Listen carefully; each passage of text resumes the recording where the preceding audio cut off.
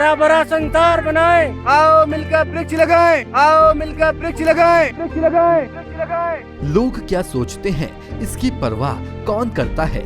हम वो हैं जो अपनी धुन में जीते हैं। जी हाँ, जमाने में कुछ लोग ऐसे ही होते हैं जो अपने कार्यों से इतिहास के पन्नों में अमर हो जाते हैं। आज इतिहास के किस्सों में हम आपको जिस शख्स के बारे में बताने वाले हैं उन्हें वृक्ष मानव के नाम से जाना जाता है। जी हाँ, ये नाम है विश्वेश्वर दत्त सकलानी। आपको बता दें, विश्वेश्वर दत्त सकलानी का जन्म टिहरी जिले की सकलाना पट्टी के पुजार गांव में 2 जून 1922 को हुआ था। उनके बड़े भाई टिहरी जिले के क्रांतिकारी अमर शहीद नागेंद्र दत्त सकलानी थे, जो 1948 में राजशाही के खिलाफ चले आंदोलन में शहीद हो गए थे। विश्वेश्वर दत्त ने अपने दादाजी से प्रकृति को सुंदर और हरा भरा रखने के लिए पेड़ लगाने के महत्व को समझा और 8 साल की उम्र में पहला पेड़ लगाया। लेकिन 1948 में बड़े भाई और 1956 में पत्नी की मौत के बाद वे दीन दुनिया से इस कदर विमुख हो गए कि उन्होंने वृक्षारोपण को ही अपने जीवन का उद्देश्य बना दिया। उन्होंने पेड़ों से दोस्ती की, जो डोर बांधी उसे 96 साल की उम्र में देह त्याग करने तक पूरे प्राण से निभाया। विश्वेश्वर दत्त ने अपने जीवन काल में 50 लाख से अधिक पेड़ लगाए।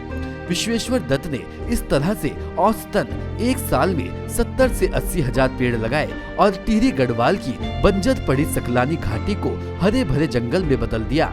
कहते हैं, इतिहास तब तारीखों में बदल जाता है जब जुनून सद चढ़कर बोलता है, और वही काम विश्वेश्वर दत्त सकलानी ने किया। आपको बता दें, विश्वेश्वर दत्त का आदर्श वाक्य था, वृक्ष मेरे माता पिता, वृक्ष मेरी संतान, वृक्ष मेरे संगी साथी। इसके प्रति उन्होंने हमेशा ईमानदारी, प्रतिबद्धता, जुनून और समर्पण दिखाया और टिहरी जिले की सकलानी घाटी की तस्वीर बदल दी।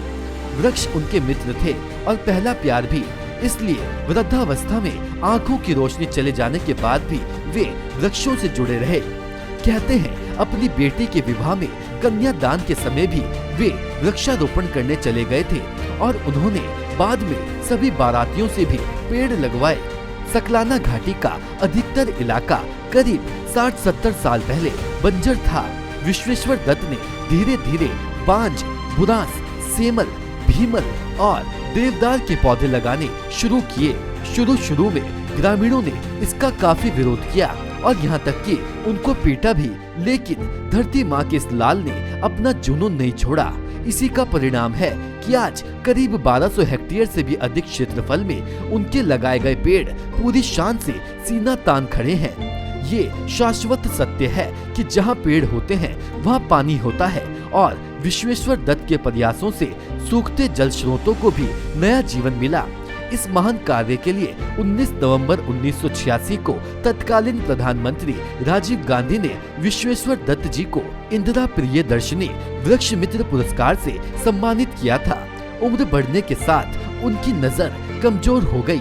चिकित्सकों ने उन्हें धूल मिट्टी से दूर रहने के लिए कहा, लेकिन विश्वेश्वर दत्त को ये मंजूर नहीं था और आखिर में 2007 में उनके आंखों की रोशनी चली गई। इस महान विभूति ने 17 जनवरी 2019 को धरती को हमेशा के लिए अलविदा कह दिया, लेकिन अपने पीछे वे सदियों तक आने वाली नस्लों को प्रेरणा देते रहने वाली निशानी छोड़ गए।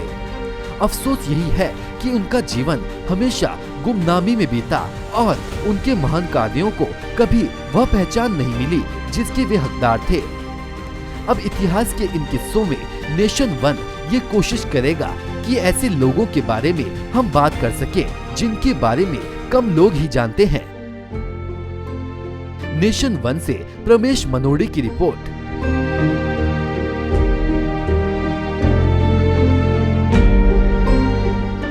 नेशन वन की खबरों के अपडेट के लिए आप हमारे चैनल को लाइक करें, सब्सक्राइब करें, पसंद आई वीडियो को शेयर करना ना भूलें और ज्यादा जानकारी के लिए लॉग इन करें www.nation1.tv पर।